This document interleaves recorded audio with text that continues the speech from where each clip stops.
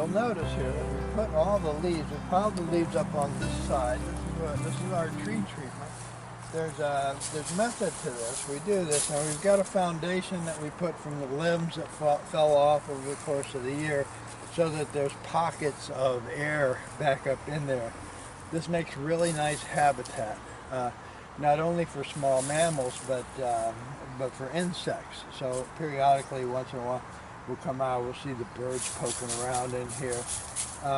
One thing about a lot of people don't realize is that piles of leaves are really good habitat for caterpillars. There's a lot of caterpillars that build their cocoons under leaf piles. So one of the things that we're trying to accomplish here, we won't grind this up for a while. Yeah. You just want to make sure it's not encouraging undesirable growth with the tree. In other words, having the...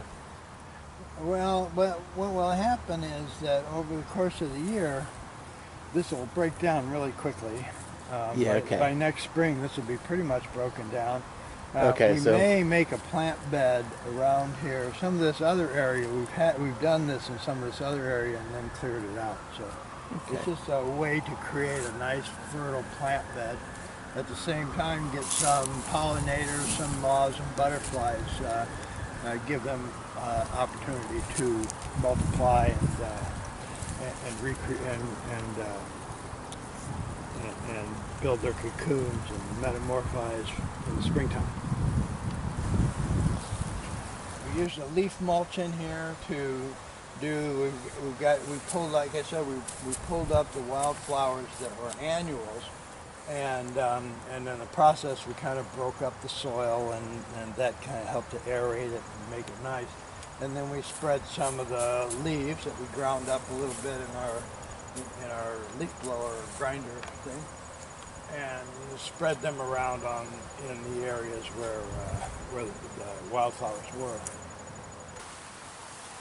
Here again, you can see the treatments that we've done. We use the, rather than put mulch around, we use the leaves, which for a variety of reasons, they capture moisture and allow it to soak through, not like piles of bark mulch that kind of slough the water off. So this soaks it up, provides habitat, like we were talking, for birds and for moths and butterflies, and also a food source for birds and mammals. So well, all the trees on the property have this kind of treatment. And this will break down. This is, remember, it's late fall, so we've just added this recently. This will all break down by spring. These are nice mosses coming nicely. Filling in nice. Secret to moss, keep the leaves off. This is a good time of year. You clear the leaves off. The moss is growing because it doesn't have the competition. The leaves are starting to fall off of the trees. So this is a good time for mosses and ferns to get some of their middle-aged kind of growth. They don't need a lot of sunlight, but this time of year they get quite a bit once the trees drop their leaves. And this is the time you keep the leaves, you come in and you clean the leaves off, and that'll allow your moss beds to expand and to grow. We've had really good success up on this side of the hill here with the mosses.